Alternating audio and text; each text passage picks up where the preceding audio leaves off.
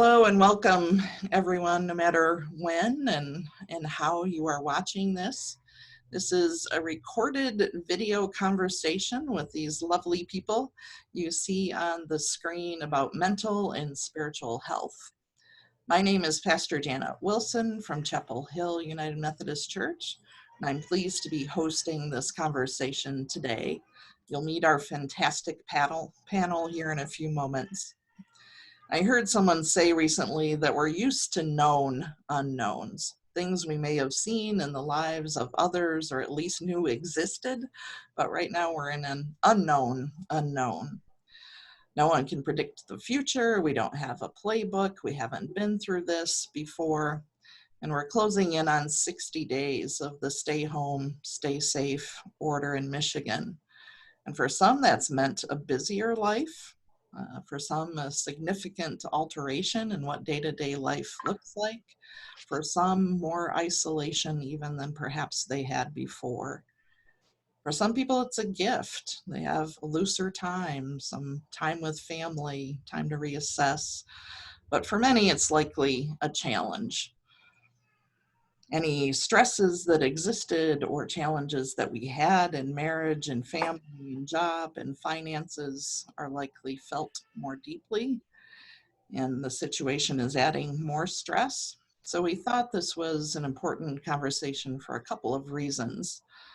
The first is to understand that even though we're all in this together, and we hear that quite often, what each of us are experiencing is different, but yet there's something to learn from one another and how we're feeling those stressors. And the second is to talk about and point toward coping tools and resources that we may all stay more healthily engaged through this time. I know my own coping tools and strategies are being stretched on times. I have good days and bad days, but our hope is that we may help you navigate this storm a little bit more healthily. So I'm first going to introduce the panel so you can meet them.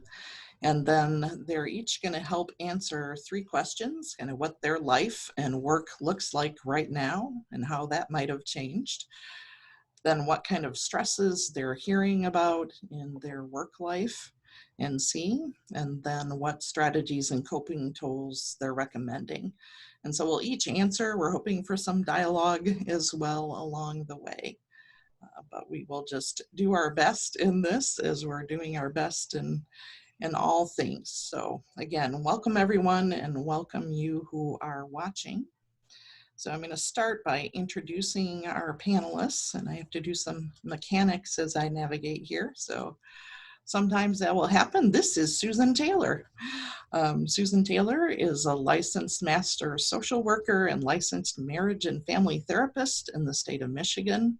Her career spanning over 37 years, she said this is what she's done in her work life, has offered her the opportunity to work in several different settings, from licensing foster care homes, providing counseling in small groups, in elementary schools, in-home counseling for high-risk families, day treatment for adults, and psychiatric inpatient work.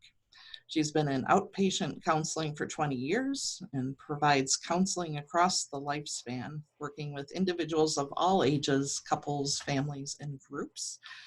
She is also a good friend and a congregant with Chapel Hill, so that's how we know her. So welcome, Susan. Anything you want to add to that intro? I don't think so. I can just say that I really enjoy the work that I do. I value all my clients and hearing their stories. It's such a gift to be able to walk with people through really difficult times and see growth and progress. And I laugh a lot with my clients. I laugh a lot in my life. So that's kind of who I am. Well, good. We appreciate that about you. All right, Roshan, we're going to have you up next here. So Roshan Parmalee is a licensed school counselor and limited licensed professional counselor, and currently working for Penfield Schools with students in kindergarten through 2nd grade. I can hardly wait to hear what that sounds like right now. She's been working with children and families from infancy through 12th grade in a variety of settings for the past 25 years. So welcome, Roshan. Anything you would like to add? Thank you. Not a lot. I mean, I originally, when I went into school counseling, I thought that I wanted to be a high school counselor, and that teenagers were my main passion. And when I came to Battle Creek, the job opened up in elementary, and I thought I'd give it a try. And I don't think I'm ever going to go back. I love working with the little kids. I love building foundations of character for them and working with their families. So it's a lot of fun. What a gift. Thank you. All right. Next up is Megan Taft. And Megan is a community engagement lead with Summit Point Community Mental Health. So thank you for representing that in our conversation today. And Megan holds a bachelor's degree in psychology from Grand Valley and a master's degree from U of M in clinical health psychology. She's a trained mental health and substance abuse therapist and has been practicing for over 8 years. She's also the CIT, remind me what that is. Crisis Intervention Team. Coordinator for Calhoun County and supervises the police co-response program. There's a whole nother story and all that. She has given multiple community presentations, including mental health first aid, and just works in a variety of things in the community, including on the Corrections Advisory Board, the Suicide Prevention Coalition, and the Human Trafficking Task Force. So way in the nitty-gritty of human experience there, Megan. So welcome. Anything you want to add? Yeah, first of all, I just want to thank you so much for including me in the conversation. And I can kind of echo what the two others had said in terms of I didn't think this was my trajectory of work either, but have a huge passion for getting out in our community, working with our community, and really trying to improve some of the systems in our community, but also just getting out messages and awareness of behavioral health and the need and the importance to focus on it. So I really enjoy taking part in these conversations when people really spotlight, what needs may be, and really ultimately kind of decrease the stigma of being able to talk about these concerns. So thank you so much for having me. Absolutely. Yeah, and I think in this time, that's even more important that we just free up the fact that we're all struggling, and we may be struggling in different ways. Absolutely. All right, and now we come to Chad Parmalee, and yes, Chad and Roshan are married, so, and have a lovely marriage that they model. They just are best friends and have a good time together, and it shows in all kinds of ways. Chad is the lead pastor of Chapel Hill, serving there for almost 7 years, coming up in July. He has a bachelor's of music with a major in music performance on the trumpet from Michigan State, and a master's of divinity from Methodist Theological School of Ohio. Chad's an ordained elder in the United Methodist Church and has been serving churches since 2005. And I'll add, as a colleague, that Chad just has a huge heart for people. He serves and for pastoral care. As he said, he loves people, and that shows in all kinds of ways. So thanks, Chad, for being here and being you. Anything? You're welcome. Yeah. No, I think that covers an introduction. The 8 years prior to that, I was in my first appointment in Jackson, Michigan. And this is only my second appointment, which is not necessarily standard operating procedure, but we're doing a number of things in Battle Creek that keeps us here and active in the community, and I'm grateful for that. So glad to be a part of the panel, glad to be a part of the conversation. Also glad to defer a lot of the questions to the mental health, the behavioral health professionals that are at the table. I have some pastoral counseling skill, but and one of those skills is knowing when to refer. So glad to participate from a spiritual health perspective, and glad to be included. Again, I'm glad you are all here And both Chad and I are second, or in my case, third or fourth career pastors. So their life experience there, that's, as Chad said, that's not entirely usual in the United Methodist Church, but that brings some different perspectives, I think, along with the congregation.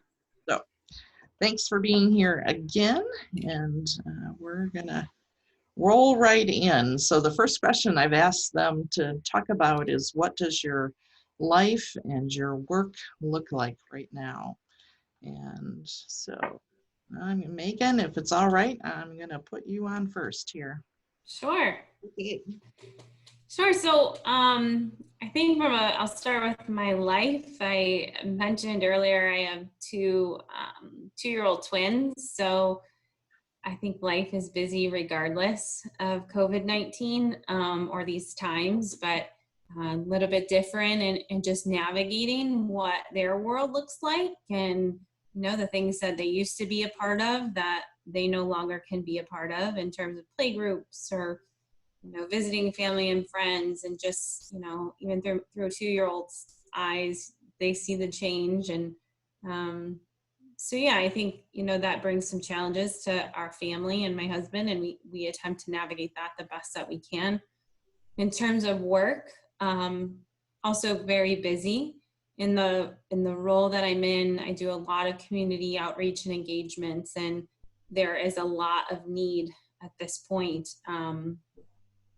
to spread messages about wellness and behavioral health. And so we're really looking at, how might we reach out to people who historically didn't access behavioral health services but may need them during this time.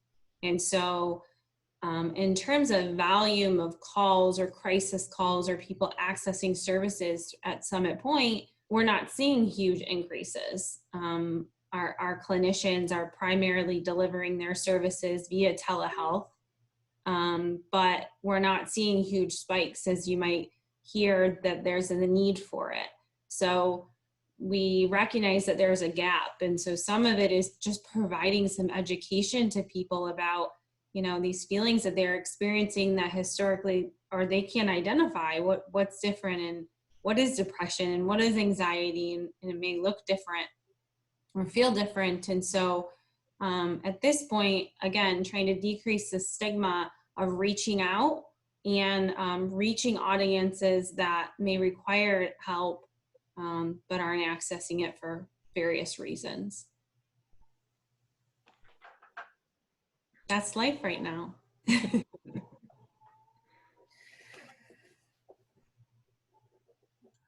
All right, moderator should not mute. Uh-oh. All right, Susan, we'll hear from you next. Yeah, thank you. Oh, okay. Well, in terms of my life, I'm used to going into, I work for a small practice called Life Coach Psychology. I'm used to going into an office and seeing people face to face, and I'm at home now. And it's a very different dynamic. And much as Megan has said, you'd think there'd be a lot of calls with all the talk about the need for more mental health services. And actually, our practice has experienced a decrease in those calls too. And one of the things I really want to emphasize is that it's important to know that there are resources, that we are open, that we can connect with people now, even though it may not be in a traditional manner. I'm at home, my husband is retired. It's been interesting to try to tease out professional and personal life while you're at home, going through the understanding that, yes, I'm still working and I'm not available when I'm home. So that's been a bit of a challenge, as well as we've all talked about things that kind of intrude, like I don't have young children anymore. My son is grown up and on his own, but I do have some cats that demand attention and sit outside. They can hear me talking and they sit outside the door and howl. So it's just presented all kinds of interesting challenges. But I just want to emphasize there's help right now. Just people have to reach out. So I think that was one of my questions, is whether there was capacity, because I think it's an odd time for people to start engaging in therapy, but if particularly if you're used to digital technology or being on the phone even, there are ways to do it. Absolutely. And as difficult as it seems sometimes, you can engage with someone doing this type of screen interface. It is possible to do that. We're learning, aren't we? We are. Yeah. We are. All right, Roshan. Hey. Me. All right, life for me. We have 2 kids, but they're grown, so we're empty nesters. But we are still really close with our kids, so it has been a little bit of a stressor on me to not be able to spend time with them. Chad and I are coexisting in the same space and both working from home. He's very extroverted. This makes him particularly crazy. I'm a little more introverted, so sometimes I have to, his extrovertedness has to all be on me, but that's okay. It's just something different. Work-wise, it's completely different. I mean, you know, typically I'm getting up and going into school 5 days a week, and with set hours, and now, you know, and seeing kids on a regular schedule and that kind of thing. And with kindergarten through 2nd grade, it's difficult to connect with these kids. So our classroom teachers have been doing Google Meets with their kids about once a week. I work at 2 different schools, so that's 20 classrooms. I have a schedule all mapped out with everyone's Google Meets, and I try to get in every classroom once a week if possible, just so the kids can at least see my face, know that I'm still available to them, that kind of thing, interact with them. And then I'm also doing mindfulness videos. So every Monday I put out a Monday mindfulness video. And I'll talk a little bit more about that when we talk about resources and things that we recommend. But so I've had to learn how to use YouTube and put things on there and try to get comfortable with seeing myself on the screen, which I don't love. And I've done some read aloud books and things like that. So just finding some real creative and technical ways to stay in touch with the kids and the families. Also non-technical ways. I'm writing postcards to kids and sending those out in the mail. There's one 1st grade classroom that does drawing. So I've been getting on with them once a week and doing a directed drawing. So just trying to stay in their life and keep connected. Will that continue after the regular school year is over? What would that look like for the summer? I don't think that the classroom meets, I don't think are going to keep going. I might continue to do some mindfulness videos and put those out there. Since I have a playlist on a YouTube channel, I can add to those. I've been thinking about a few things just to kind of keep in touch with kids, but I think it will drop off a lot when summer arrives, just from the staff as a whole, as it typically does. And Chad, I'll ask you to respond to that, maybe more from a pastoral care perspective than the rest of what our pastoring life looks like right now. Yeah, well, pastoral care is done. Like, I can't visit people in the hospital, and they're just, it's real restrictive. So all of the face-to-face meetings that we were once doing have been reduced to phone calls, or on occasion I'll do an individual Zoom call like this, but that's rare. So folks are leaning on telephone and telecare. From a congregational perspective, one of the first things we did in response to the isolation was we put together a phone tree, if you will. Just had some volunteers who were willing to make some calls and are asking that they reach out to every person in our phone log at least once a week. So folks know that we're here. They know that we're caring for them. And then they funnel back to yourself and me. And they funnel back prayer requests and concerns and help us know who to call next if on our list, because we can't prioritize 400 people. So that helps us prioritize those calls. And I know that the telephone reassurance ministry that has been active in our church for a number of years picked up another agency's folks and are calling them on a regular basis in telecare practice. So not only is that happening within our congregation, but we have volunteers that are doing that in the broader community as well. Social connection is just so important. It's a part of who we are, introverted or extroverted, either one. People need people, and to remind folks that we're here and the community isn't gone, and finding ways to practice socialization when we're isolated is very, very important. And so we're leaning into those kinds of things. All right, thank you.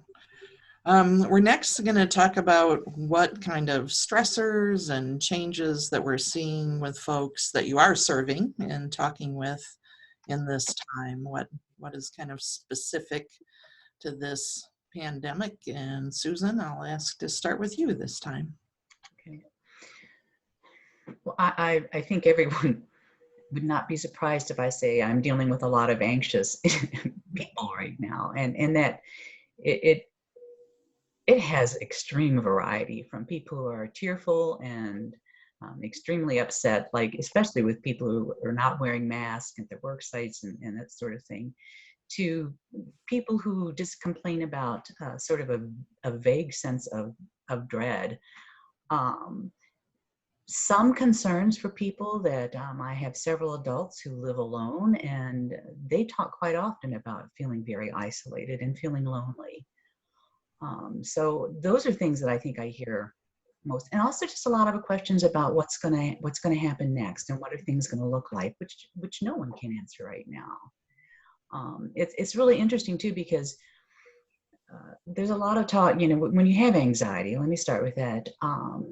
When you're anxious about something, it quite often runs in the background, and people aren't even aware that they're anxious until it reaches a certain threshold and crosses over and enters into their consciousness. And so there's a lot of vague complaints. There's a lot of vague somatic complaints. There's a lot of fatigue. Those are a lot of things that I'm hearing right now that are specific to this situation. That makes sense. I recognize those things in my own being from day to day. And the other thing too, it's really, really easy to turn uncomfortable feelings like anxiety or fear into anger. So I encounter some of that too with people who are just kind of belligerent about everything. But it's really easy to turn those uncomfortable feelings into anger. So part of my work is helping to recognize that maybe it's not anger, maybe it's anxiety. Indeed. Roshan, what does this look like in the littles? Oh, I think primarily what I'm seeing is, family stress. Things changed overnight, like they did for everybody else, but families with young children, all of a sudden, became the caregiver 24/7, maybe working from home. Then after a couple of weeks, they were expected to be, the teacher, having to learn technology that they didn't know before, financial stress. All of those things I think are leading to high stress levels in a lot of families. And when parents are stressed, that carries over to the kids. They can feel their stress. Sometimes they pick up on that stress. With the kids themselves, I think probably some anxiety, because they know there's something going on. I don't know, they don't necessarily understand it very well, but they know there's a sickness. They know they can't go see their friends. That's disappointing and frustrating for them. There's some boredom, different things like that are just, I think, putting a lot of stress on the family as a whole. That's primarily what I'm seeing. That makes sense. It's a lot of things to ask of families all at once. Megan, I'll kind of circle around to you. Yeah, so unlike the other panelists, I'm not providing direct care at this point. So I get more community questions as to, what does this mean? I've heard, and I've provided some support for maybe some anxieties in returning back to work. So, now we've seen this shift about, how do we cope during isolation? And now we're looking at, now we're asked to go back, and many people are very anxious about that and what they might mean for them. So hearing more about that. I'm also often asked, what does this mean for potential risk of suicide in our community because of the isolation or and there was a recent article published by Pine Rest out of Grand Rapids that suggested that predicted that we may see a 32% increase of death by suicide in our state. And that's an alarming number to hear. And so, we know that there are some greater risks at this point in terms of isolation and job loss. We have seen increased sale of firearms, so just access to means, and also increase of substance use and alcohol sales. So I'm often asked, what does this mean for people, and does it put them at greater risk? And that report came out, and more questions came out after that report. And so I think, while we need to be aware, everybody needs to be aware of the risks factors. I think it's also, a message I continue to promote is really educating ourselves on suicide risk and being okay with providing support to people who may be unsafe, and knowing that, as Susan alluded to earlier, there are resources there. In terms of Summit Point, we have a 24-hour crisis line, but and also a youth mobile crisis line to address, when these concerns arise. All right. Well, we'll circle back to some of that in the next couple questions. But yeah, certainly, I think those are things that we've talked about within our congregation, just people at the margins, and that we're struggling to begin with what's happening with them right now, and Sure. how is the community helping. Chad, if you would, have you just talk a little bit broadly about what we're kind of hearing and seeing in our sampling of people? Yeah, I think what I'm experiencing echoes a bit of what Susan said about folks not understanding anxiety and how anxiety is manifesting itself in their own lives. The pastor, for folks who have not reached out for behavioral health consultations before, the pastor is often, if there's a relationship there, is the first line of question. What's happening to me? I'm feeling feelings, but I don't know what they are. I don't know where they come from. And in the religious community, there's a sense that there's a sense that perhaps their connection with God is not what it once was, because they're having these feelings. If I'm connected with God, I shouldn't be having these feelings, right? So they're questioning themselves and their faith in this situation. So often it's just a reminder that we and a permission giving. This is not something, what you called it, the unknown, right? We don't know. We haven't been through this before.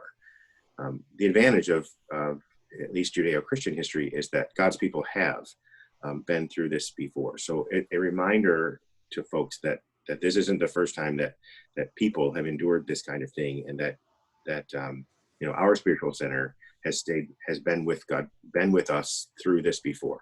If you think of us as general as humanity, so there's some permission giving, allowing people to feel. And the other thing that I'll talk about, Megan mentioned, and that is that I have kept very small social circles. Run out for mostly necessities, but I happened to be at Lowe's this week, ran into 4 congregants. All 4 of them asked me when we were reopening the church. And to my surprise, they asked me from an angle of trepidation, not an angle of anticipation. In other words, they said to me, when are you opening the church? I don't know if I'm ready to come back. And I was surprised. I was expecting the other, like, I can't wait to get back to church. When you're going to open, I want to be there. And all 4 of the people that I spoke with were hesitant to return. So I know that's not representative of everyone, but it was a surprise to me that sampling all responded the same way.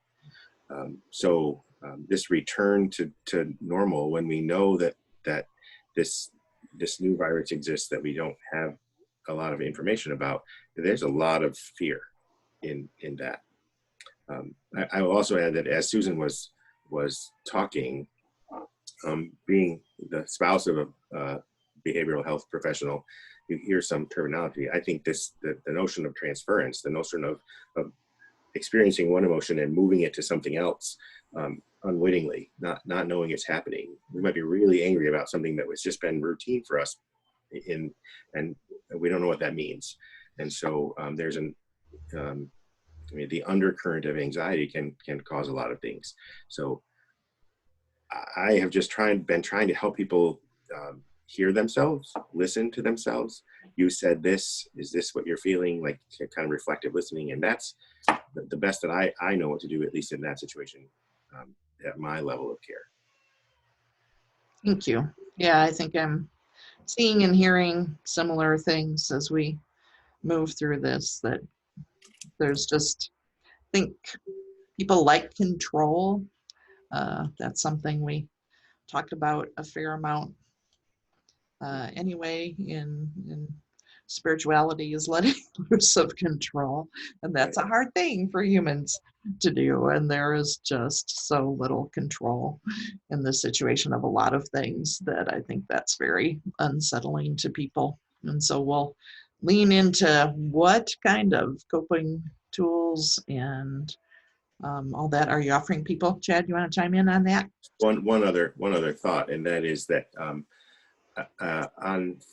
from the angle of folks who feel like civil liberty has been controlled or threatened, I think even if folks wouldn't participate in social gatherings and things, they don't like to be told they can't.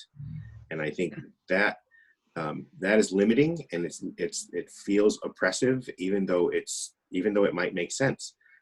It feels oppressive. And so my response to folks who are protesting is that that's an outlet. I mean, that's an outlet for a real emotion. Even though I don't go in, I'm not in concert with them necessarily. I understand what's happening from a broad perspective. Yeah, thank you. So coping tools and strategies, what are you offering? We're going to start with Roshan this time on that one. What kinds of things are families and children helping them? Alrighty. So when at school, I teach a social emotional learning curriculum over the course of the whole year, and it has like 4 main parts. And so I was trying to figure out, okay, what can I offer that will help my students, but will also help the adults in their home, because we're all experiencing this stress together. And so I use a program called Mind Yeti with the little kids to try to teach mindfulness. And so it's something that they were familiar with. So that's why I've really focused on mindfulness, teaching the kids to understand when they're having a big feeling, like what does that feel like in your body, being aware of what's going on with them right now. We call it learning to recognize big feelings, and that feelings can be comfortable or uncomfortable.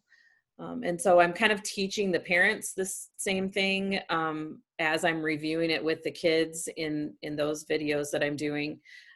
My message to parents is that they can use some of these same strategies that I'm teaching the kids to calm themselves, and I'll give you those in a couple minutes. But also, I want parents to hear that uncomfortable feelings are okay, and it's okay that your kids see you having uncomfortable feelings, and that you then take that opportunity to model a healthy way to cope and to calm those feelings in yourself, because our kids learn by watching us. And so, some people feel like I need to keep all that stuff from my kids. If I'm really worried about the virus or about losing my job or things like that, I don't want them to see that anything is wrong. And our kids don't learn how to be in adverse situations and get through them by having us hide all that from them. Now, certainly it needs to be age appropriate sharing. They don't need to know everything that's going on in your life, and we don't need to tell them things that are going to scare them, but it's okay for them to see that we have these big uncomfortable feelings and how to deal with that. As far as actual strategies that I teach the kids, there's quite a few. Breathing is the biggest one. I'm sure kids get tired of me telling them to take a deep breath, and we do that in a lot of different ways. But the scientific truth of it is that taking those deep breaths sends more oxygen to your brain, stimulates your parasympathetic nervous system, and that promotes a feeling of calm. So deep breathing really works. When you tell somebody, take a breath, it's not just to get them to stop, but to really do that physiological thing that helps to calm your body down. So I teach kids to breathe into their bellies, into their diaphragm, so that they get that deep breath. I teach something called Take 5 breathing. So if you, have the kids put their hand up like this and take a finger like this, and you start down here and you breathe in as you move your finger up, breathe out as it goes down. Breathe in, breathe out. And they do all 5 fingers, and then they have to self-assess. Okay, do I feel better? If I do, I can move on. If I don't, I can try it again. Another technique is square breathing. So you breathe in, you hold, you breathe out and hold, and you can trace a square in the air. Having that also, that physical thing like the hand and the square helps kids to do that. I also talk to them about positive self-talk. So as they learn mindfulness and become aware of the things that are going through their brain, the thoughts and things, to, if those are uncomfortable or negative, to turn those around to something positive, to encourage themselves. I tell kids to be their own best cheerleader. So how just really being aware and changing that from negative to positive can change their mood. I recommend them getting outside, rolling around, being in nature, being active is super important. Visualizing a happy place if they're feeling nervous about something. If I work with kids one-on-one, we come up with where their happy place is and what that looks like. And one thing I have seen kids telling me some is that they're having trouble sleeping when they're anxious. And so I encourage them to do that visualization before they go to sleep at night, to kind of try to put that positive, happy place in their brain so that they don't have nightmares, so that they're calmed down and can fall asleep easier. And then I've also, when you give out resources, I've put a bunch of links to different techniques and websites that have social emotional learning lessons that parents can use. So you can check those out. And another one that all the kids like is called Go Noodle. And that's something that has fun music. It also has some mindfulness and breathing things, and it has dancing around and stuff like that. So there's lots of things that kids can do when they have those uncomfortable feelings to try to calm themselves down and help them to make better decisions, not to hurt themselves or other people with their anger or their frustration. That impulse is typically there in young children. I'm gonna lash out with my anger or with my frustration. And so we teach them how to calm and what to do instead. That was lengthy, I'm sure, but that was foundational. I mean, I'm gonna change this up a little bit and have Susan go next, so you're ready. But I'm glad I asked you first, because that is just such a good foundation of learning how to be emotionally intelligent and recognize that. I'm so glad that we are teaching those things to kids now. I would have saved me some work had I learned that at 7. So I'm glad you're doing that. That's a lot of great tools. Susan, how does that translate into your populations? Well, there's a lot of things. First of all, I want to say that when I'm doing that breathing thing, Rochelle was I found myself doing that, just kind of calm. It's very calm. That was really fun. And a lot of the things that Rochelle said are also things that I offer to clients. And I'm at a place now where I don't get to see some of my younger children, especially younger children who have like ADHD, because as I've commented before, I've seen a lot of kids' eyeballs and ears and things in the camera when I'm doing this face thing. It's been very interesting. Met pets, done all sorts of things. And something else I wanted to mention is that, you know, as much as we encourage people to reach out, there are certain populations for which treatment from home does not work because of privacy things. If you think about parents being intrusive or a spouse being intrusive, it doesn't always work for everyone. So I just wanted to put that out there too. And I wanted to add something to Roshan's thing about deep breathing, because there's a further physiological response, which is that when you inhale deeply and you hold it, you actually exchange out cortisol from your bloodstream, and you exhale it in your breath. So there are true physiological responses to deep breathing. I often encourage people to take deep breaths. I encourage really simple meditations, because when you start talking about meditating with people, you know, I can't clear my mind, I can't do it. And I spent a lot of time reassuring people there are very simple things you can do. And one of them, Roshan alluded to, which is going to a happy place, planning things, planning a garden. I've had a lot of people plan parties for when they can get back together, because the part of your brain that likes anxiety likes planning, and it also likes counting. So I talk about some real simple things in terms of, if there is a TV series you really enjoy, go back through and think about all your favorite episodes. That's a very simple meditation. And the idea of meditation is just to change your focus. That's all that meditation is. It's not any big, deep, mysterious thing. It's about changing focus. And one of the other ways I tell people to change focus is I encourage people to keep short lists of things they want to do. I do that for myself. I think, oh, I want to clean out that cupboard, or I want to do that, or I want to organize this, and I'll forget about it in day-to-day life.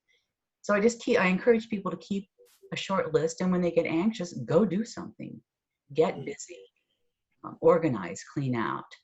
And I encourage always movement. And I avoid the word exercise, because people then have all these ideas about you've got to dress a certain way or do a certain thing, and it's just movement. Put on music and dance, go for a walk your dog, go out and garden, scrub the floor. There are a lot of things you can do, but movement is one of the best natural anti-anxiety and mood enhancing things we can do. So I think that's a lot of what I do with people, and a lot of what Roshan said too, in terms of making people aware of what they're feeling and how to label those feelings accurately, so you don't get caught up in something. I often say when I'm working with children in particular that if you're really scared and you're acting mad, people don't pay attention to the scared part. They react to the mad. And so we never get our needs met. If you're scared, you need to be comforted. If you're mad, they're going to put you in a timeout, so you don't get your needs met. So that's some of what I've been doing with folks. Thank you. Very good. Learning things along the way here. Megan, what does this look like from a community mental health perspective? Yeah, so I think one of the strategies I continue to promote is the importance of staying connected, and some of the other panelists have alluded to this, but how do we continue to maintain relationships with others? And so, you know, encouraging phone calls, FaceTime, for some it may be online gaming, for others it may be joining online groups. So I know Summit Point has a online therapy group open to the public. Our partners, NAMI, National Alliance of Mental Illness, has free groups available for individuals diagnosed with mental health disorders or their family members. So really just figuring out in what ways are you staying connected during this time. Of course, faith-based is another great way of connection. And so encouraging people to figure out where their relationships are and how they access them during this time. At the same point, limiting some of our media exposure, I think, is another really important thing to remember. So it's important to stay informed, but too much of that and can be overwhelming and really trigger some of the anxiety that Susan alluded to. So get your facts and then kind of leaving it after that. It can really cause us to ruminate or overthink and become the sole focus of what we're doing. Developing daily routines. So as we talked about earlier, so much of our daily life has changed. So how do we implement a daily routine when we don't have a job to attend or school or whatever that may look like? I think it's really important to figure out what that looks like and really attending to our basic needs. When we talk about eating and sleeping, it sounds very simplistic, but when those things are negated or not focused on, it will be a ripple effect for your behavioral health. And so really making sure that people are focusing on just taking care of themselves and whatever that may look like for them. I love the idea of mindfulness and meditation. I oftentimes will talk about it in the community. One of my favorite resources for that is Headspace. And right now, that resource is free to all Michigan residents.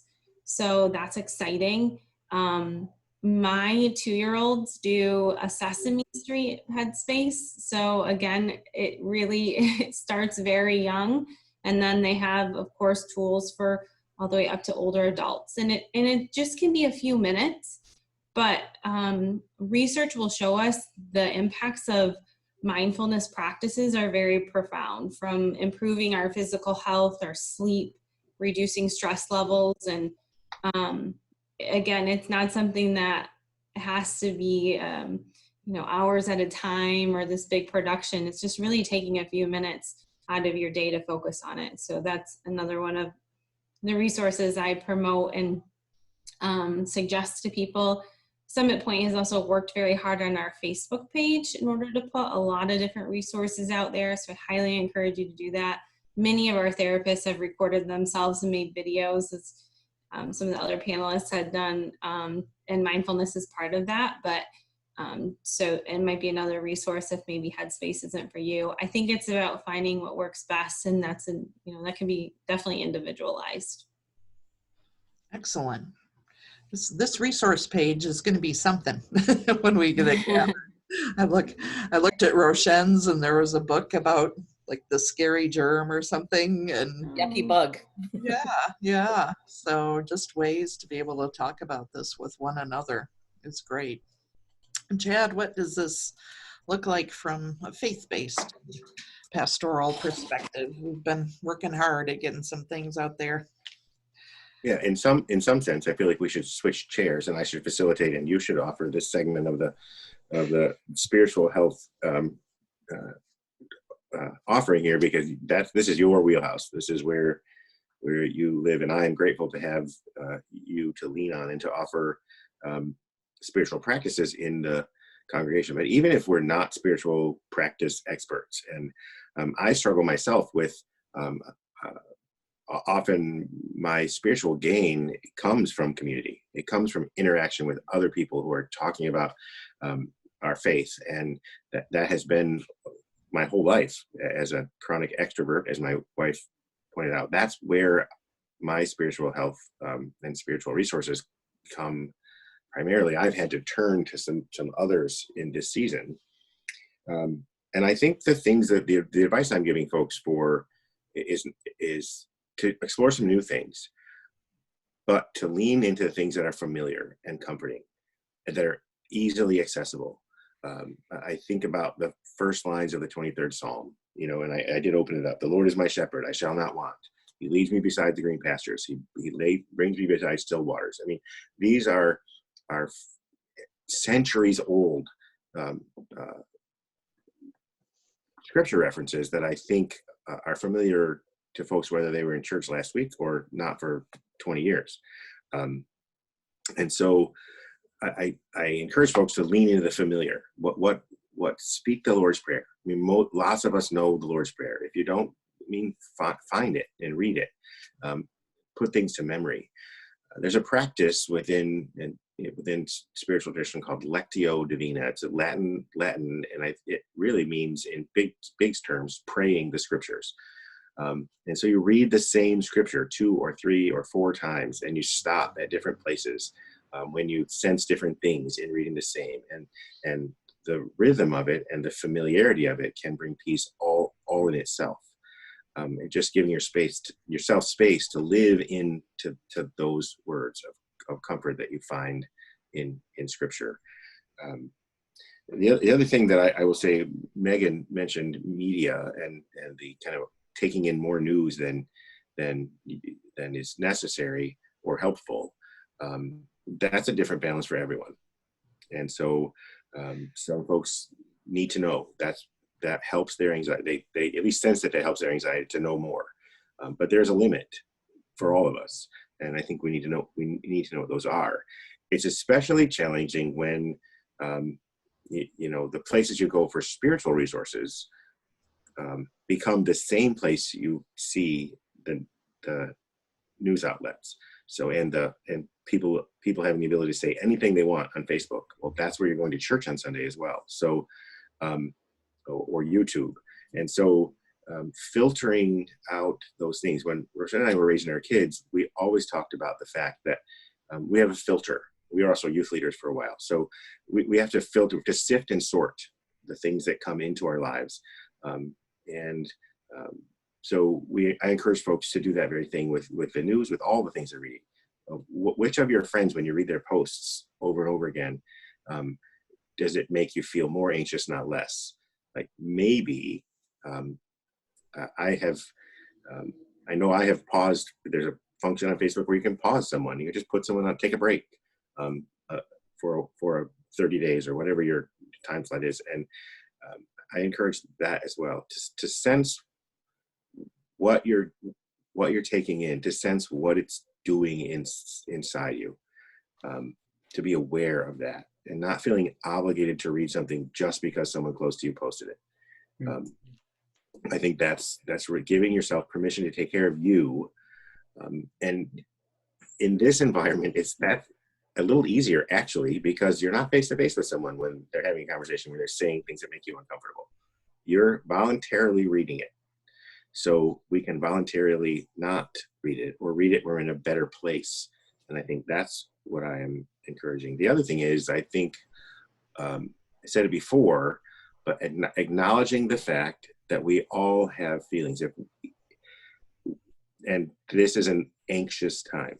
So I know that vulnerability is one of the things I think that has appealed to the folks in my congregations over time, the people that I'm serving alongside. And I will admit, there were a few days, 3 or 3.5 or 4 weeks into this, when I was on the edge. I was having a hard time. My extroverted self was not getting fed by the people in my life, and it was not making me happy for a couple of days. And then I had about an hour when the stay-at-home order was extended. Then I was just really angry. I totally agree with the extension. I was angry about it. I didn't want it to be imposed upon me in my life. And you can ask Roshan, I was not fun to be around for about an hour. It took me time to process. We're allowed to have feelings, all of us. We're human beings. I talked about Scripture being centuries old, and if you read it closely enough, you see that we have been human since creation, since the inception. There is no lack of human element available for us in Scripture, and to me, that's reassuring. I'm not different than was David, was Moses, I'm wired kind of like them, and I have my foibles, and I am allowed to feel. And so that offering that vulnerability, I think, has been it's helpful to me and to folks with whom I'm in conversation.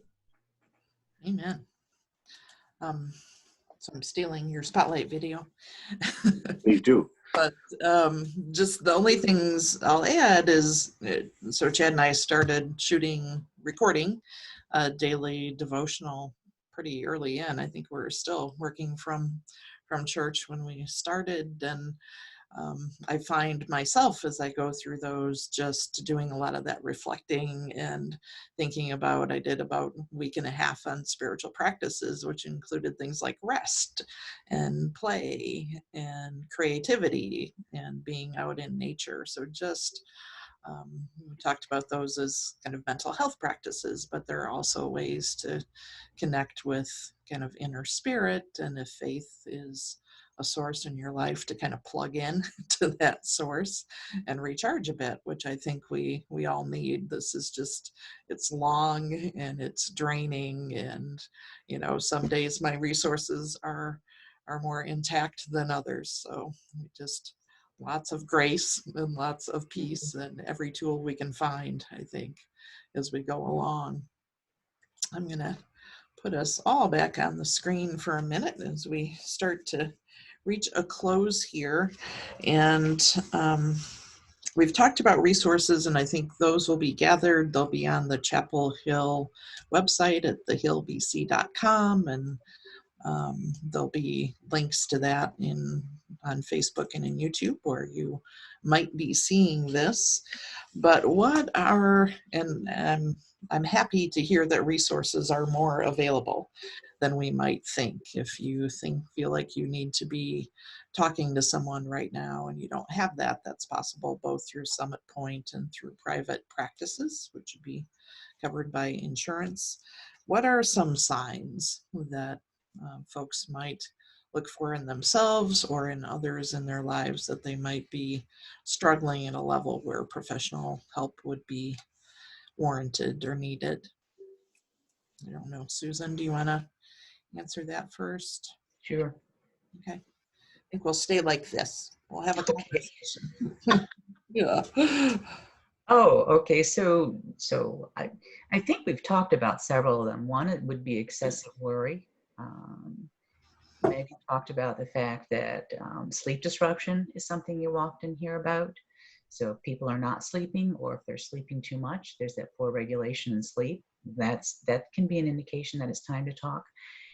Extreme irritability, extreme emotional reactions, maybe crying, or an inability to find any kind of motivation. I have a lot of people that have told me it's hard to get out of bed. It's just hard to find a reason sometimes to get up. And so those are all indications that perhaps you need to talk to someone, beginning to become dependent on substances. It can be really easy at a time like this to fall into the habit of consuming too much alcohol or other substances to calm yourself down. And unfortunately, those don't work in the long term. I've been concerned, I've not experienced it, but if there's an increase in any kind of aggression or violence, that's a time that intervention is indicated. I'm trying to think of some other things that are really good indicators, but I think those are the primary ones that I look for. Megan, what would you add to that? Oh, yeah, so I think it's, what I try to avoid. Susan made all great points. The only thing I would add is just looking at your ability to function. So are you able to carry out the activities of your life? And I mean basic activities, caring for yourself, getting up, bathing, wearing clothing, preparing meals, the necessities of your life. Are you able to find joy in your day, wherever that may be? And then any other responsibilities, are you able to meet those? I always like to say the 4 L's. So live, laugh, learn, and love. If your functioning is impacting you in those areas, it's probably a good time to start to reach out. Okay. Thank you. Roshan. I don't think there's much left. Sorry. No, it's good. I think they've covered most of it. The thing I was going to say was kind of withdrawing. If you're not getting the same kind of enjoyment out of the things that you used to, that can be a sign of depression. If in kids, that's what you're seeing often is that aggression, the irritability. Withdrawing would be, they want to stay in their room all the time. They don't want to participate with the family, those kinds of things. And the sleep is also something that I think affects kids. So those are some things that parents should watch for. Thank you. Megan, as we consider kind of that suicide statistic that you offered early, and just the place of substance abuse and domestic violence and those kinds of things in a super high stress situation, what crisis resources are available in our community? Mhm. So in terms of Summit Point, we have our 24-hour adult and youth crisis line. It's probably best if you publish it somewhere, although I can, rattle off numbers for you. And those are available, like I said, 24 hours. We also have recovery coaches that are available 24 hours. So those are individuals who have lived experience with substance use disorder and who are currently not using, and can provide that support to people who may be thinking about, drinking it or using, and really connecting them with resources at that time. In addition, the state has put out a few free resources. So one being a texting crisis line. And again, I'll give you all of this to share. So that's just a number anybody can text at any time. And that could be helpful for people who may not have phone minutes or, may even prefer to communicate in that way. And then the state has also put on another resource. It's called a certified peer line, where you can call with just COVID worries and somebody to speak to. That, on the other line is a peer support. So that, again, is somebody with some lived mental health experience who themselves are in recovery. And it's really effective for peers and recovery coaches because they're really able to relate to people and meet people where they're at. So I can send you all of that, but all resources and crisis services available right now. Okay, yeah, I think we'll try to tag that on to the end of this video, Megan, so people can see those numbers right away. Absolutely. Anything Susan or Roshan would like to add to those? On that topic in particular. Yeah. Kind of crisis resources.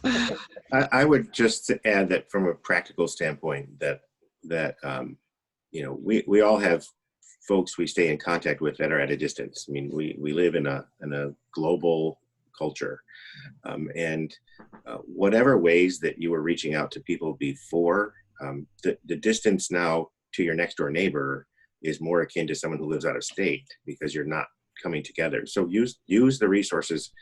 Don't look at that as only limiting. Just use the resources that you would use to communicate with someone out of state, to call the people that you're in community with locally. Just make a shift in the way you make contact. Don't stop making contact because that's not the practiced way.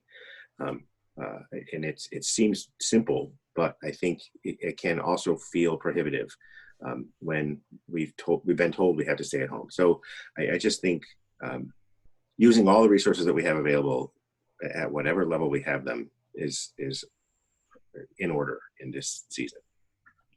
Absolutely. Actually, if I can just piggyback off of that for just a second. I think because you all have your connections, we all have our connections and the net that we cast. I think I just want to reiterate that we know people don't reach out to mental health systems for a variety of different reasons, right? And so I often encourage, because you are checking in with people, and sometimes it's easy to ask people, how are you? And it's easy for people to say, I'm good, right? Or I'm fine, or that's that casual response. And so it's sometimes just a matter of switching up your question a bit and asking, people, how's your mood today? Or some of those risk factors we talked about earlier. Do you have enough food? Is there, how are things at your house? And really allowing and being okay with people who may respond that no, things are not okay. And then connecting them to the resources we just said. Because it's not responsibility of anyone who's not a mental health professional to provide an intervention necessarily if people are unsafe, right? But we know that people aren't reaching out to us. So anytime that we can widen our nets and reach out to people, I just highly encourage that. Yeah, I would add, Megan, that while we haven't, we in the general public haven't taken the same kind of Hippocratic oath, perhaps, as professional mental health folks have, we have an obligation to each other as being in community together. Absolutely. And so that is broader. Yeah. I didn't. Yeah. Loving our neighbor means a lot of things, doesn't it? Absolutely.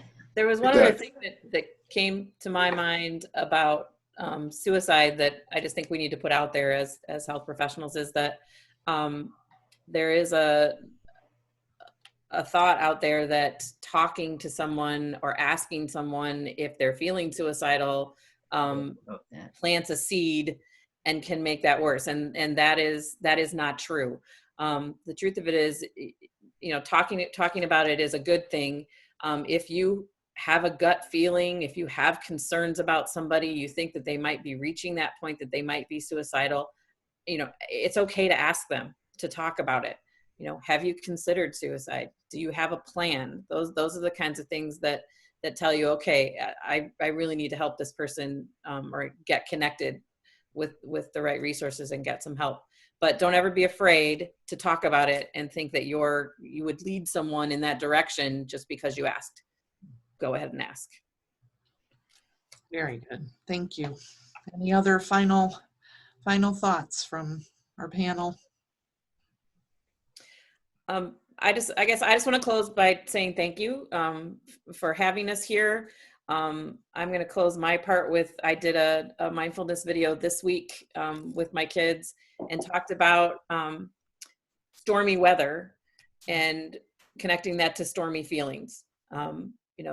Storms can be scary for a little while, but they don't last forever.